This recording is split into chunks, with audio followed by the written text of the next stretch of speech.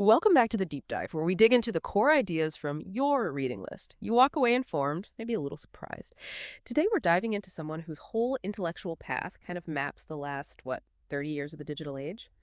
Douglas Rushkoff.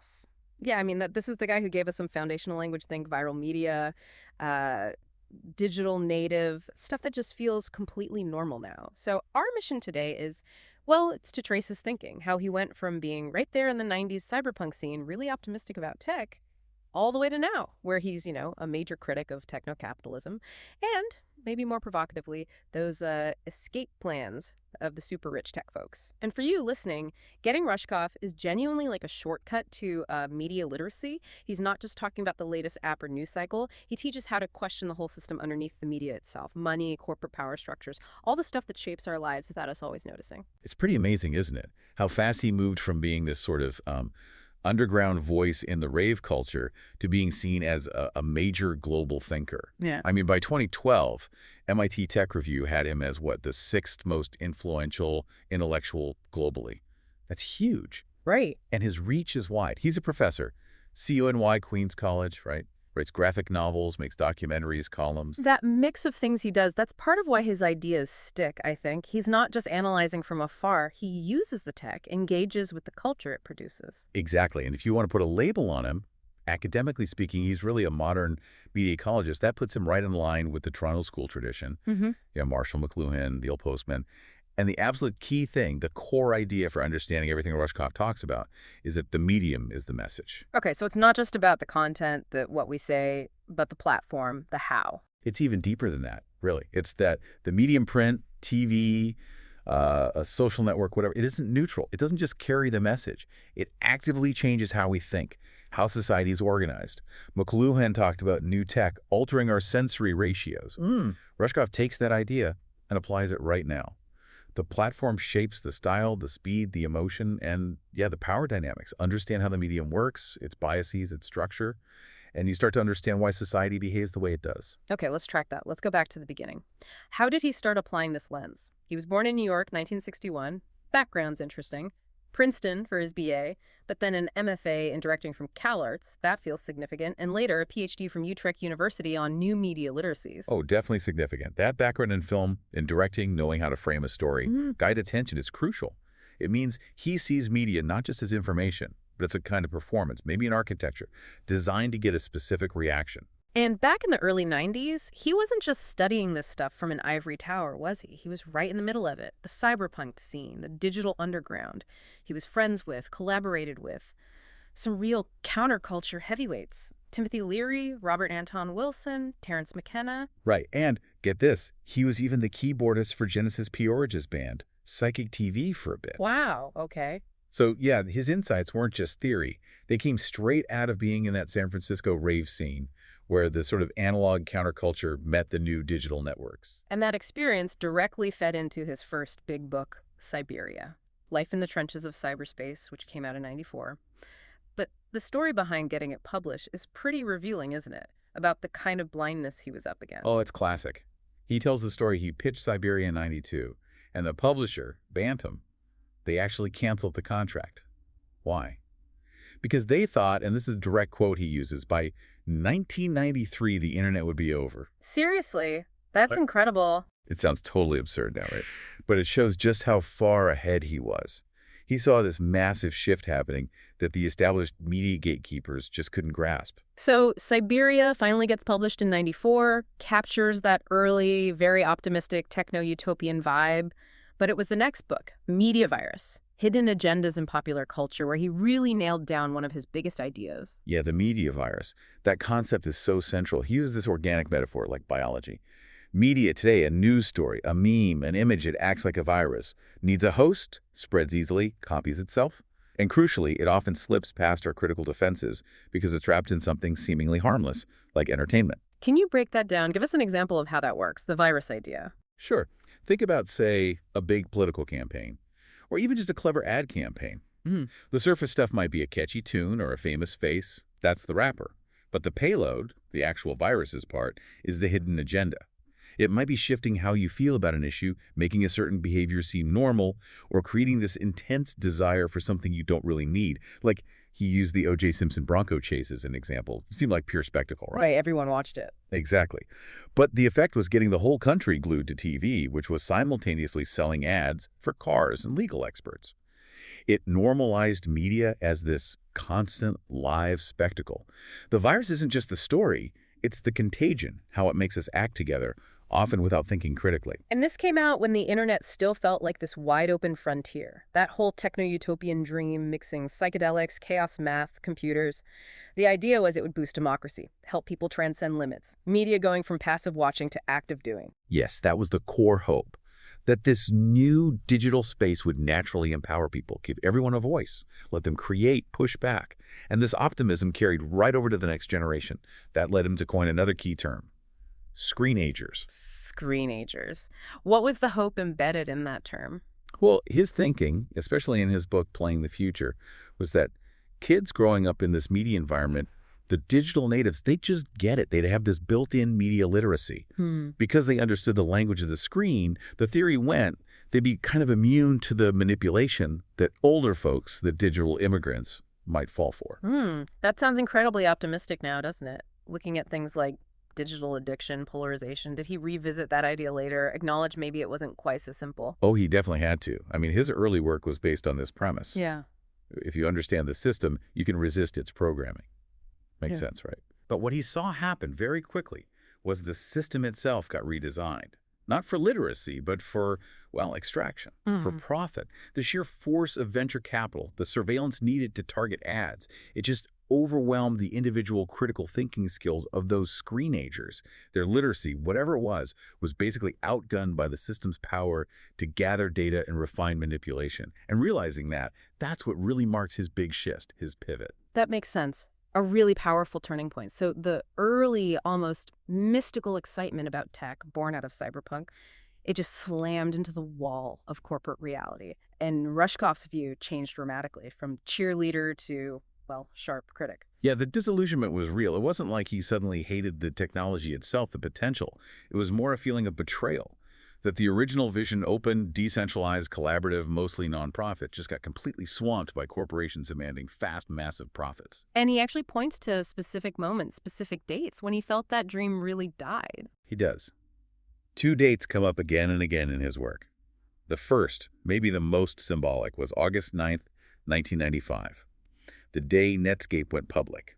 Netscape's IPO. Why was that so pivotal? Because before that, the web's ethos was largely about sharing, open source, building something cool together. Netscape's IPO instantly changed the game. Suddenly, the main goal wasn't just connection. It was a huge, quick payday for the founders and VCs. The internet became, fundamentally, about making money. Fast, a gold rush. Okay, that's one turning point. What was the second? That was in 2000, the day AOL bought Time Warner. The giant merger. Exactly. This wasn't just business. It was the old top-down broadcast media world swallowing up the new, supposedly bottom-up digital world. That promise of a democratized media space. Now it's basically owned by a massive corporation focused on pushing its own content. For Rushkoff, that was the moment the web clearly switched from a tool for potential liberation to just another distribution channel for the big guys. And this whole shift really fueled his critique of psychological manipulation, which he laid out in that '99 book, Coercion. Why we listen to what they say. A real warning shot. Coercion is absolutely key. That's where he breaks down how techno-capitalism is designed to make us act against our own best interest. He dives into marketing strategies that are explicitly built to bypass our rational thought and hit us right in the gut emotionally. What kind of strategies? Can you give examples? Well, there are a couple of big ones he focuses on. First, creating fake urgency or scarcity, limited time offer, only 3 left. Pushing you to act now without thinking. Right, stopping you from pausing and evaluating. Exactly. And second, the whole world of psychological profiling and personalization, using our own data, our click, our likes against us. By figuring out our weak spots, our anxieties, our desires, platforms and advertisers can tailor messages that just push our buttons, making us click or buy on impulse.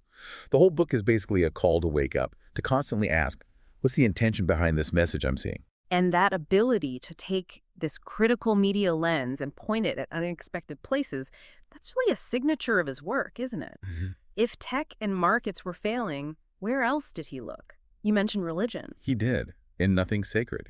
The Truth About Judaism, he applied the same kind of analysis. Using his media background, he looked at the Bible, at religious institutions, and argued that often, especially when religion gets institutionalized and marketed like a product, it fails to deliver that real connection, that transformative experience it promises. It just becomes another thing to consume passively. And he didn't just critique it from the outside, right? He got involved. He co-founded Reboot, that progressive Jewish movement. He did, yeah. But interestingly, he later stepped away from it. And the reason?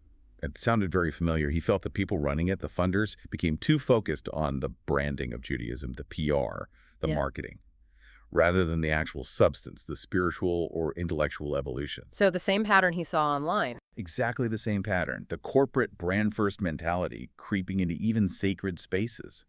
That experience seemed to really solidify his view that real change has to come from the ground up, outside that commercial pressure. Okay, so if tech got co-opted, religion felt like it was being marketed.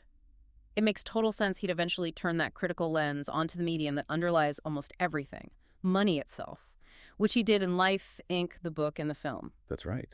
In Life, Inc., he treats currency as just another medium, a communication system, a way we structure society. He traces how corporatism and centralized money developed, going way back to the Renaissance, arguing this system gradually turned us all from citizens into consumers, alienated us from the real value of our work, our communities. The idea being that centralizing money allowed corporations to basically become the operating system for society.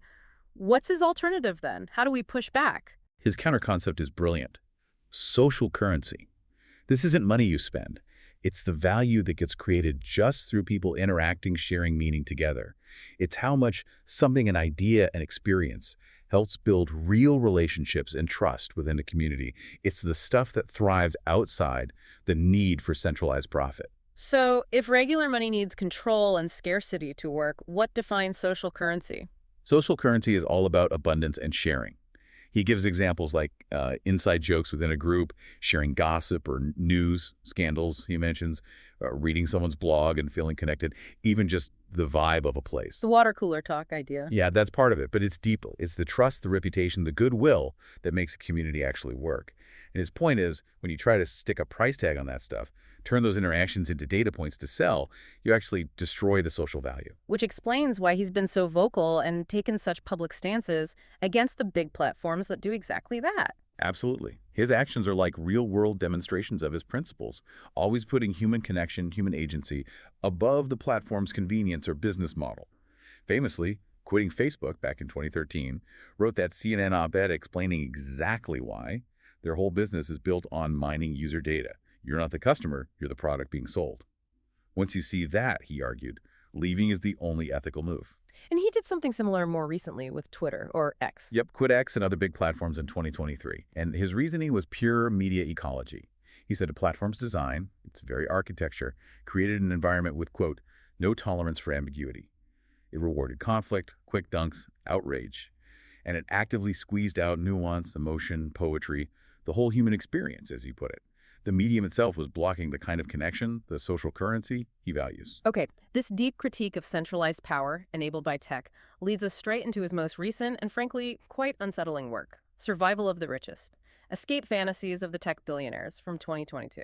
Right, this book feels like a culmination, applying everything he's learned to the absolute peak of power. He actually got invited to speak to some of these ultra-wealthy tech suckers, hedge fund guys, and what he found was this shared underlying assumption among them, that they've kind of transcended society, that their money and tech can insulate them from whatever crises are coming, crises they might even be contributing to. It's like an analysis of extreme self-interest dressed up as forward-thinking tech. That's exactly it.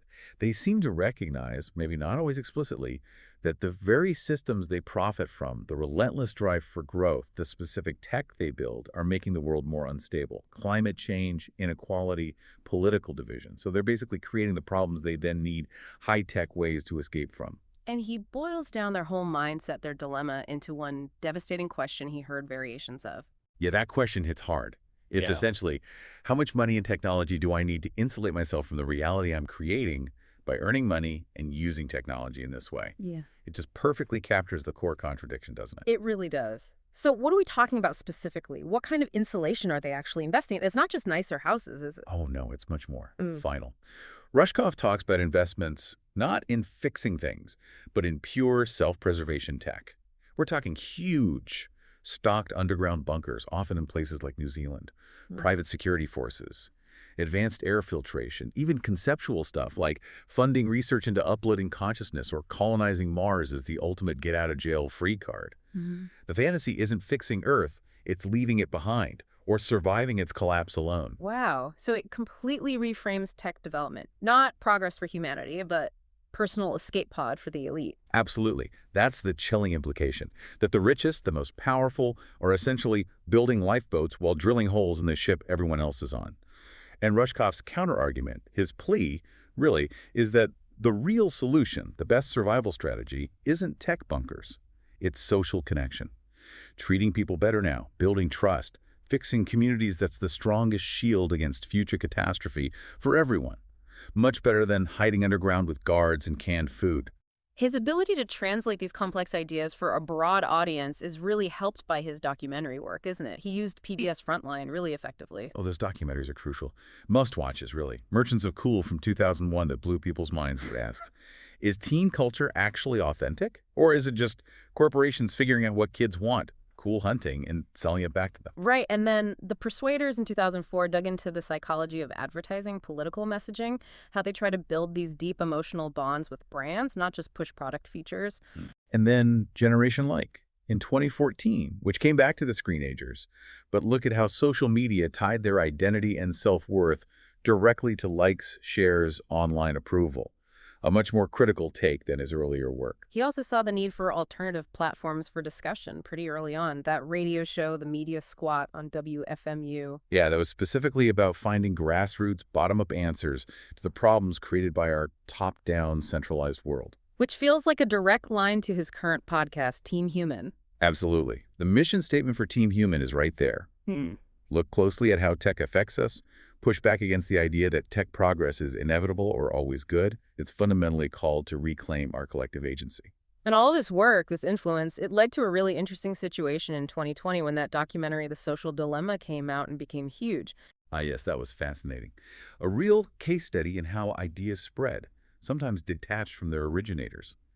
When the film hit Netflix, a lot of Rushkoff's longtime readers and listeners pointed out that many of the core arguments, the metaphors, the warnings voiced by the ex-tech employees in the film, they sounded incredibly similar to stuff Rushkoff or Sherry Turkle or Nicholas Carr had been writing for years. So basically, people felt his work was being presented as new insights by others, maybe without proper credit. How did he react to that?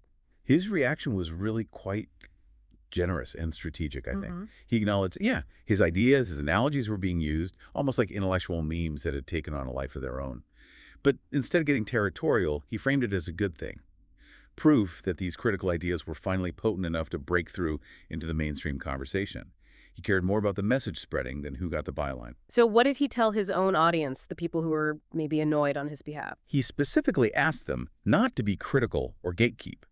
He told them to welcome the newcomers who were just discovering these ideas through the documentary, to be inclusive. He even pointed out that there was an organization featured called Team Humanity, almost identical to his Team Human podcast, and said, basically, embrace them, open up the dialogue. For him, it's always about building the collective understanding, not guarding individual intellectual property. That really sums up his journey, doesn't it? From the excitement of Siberia to that stark challenge in program or be programmed. His whole career is this constant reminder that our choices, our intentions, our ability to act together, that's the stuff that isn't just media. That's what we have to use to push back. Exactly. And if you take that really chilling takeaway from Survival of the Richest, that the people with the most power are busy building escape pods from a future they're helping create, well, it leaves us, leaves you, with a pretty clear challenge, right? Rushkoff insists the answer to the isolation driven by tech and capital is real human connection. So the question becomes, what can you actually do today to strengthen Team Human? Instead of just hoping for your own technological lifeboat. It means getting beyond just consuming the critique, like listening to this. It means participating, maybe creating media differently, definitely building that social currency in your own community, focusing locally.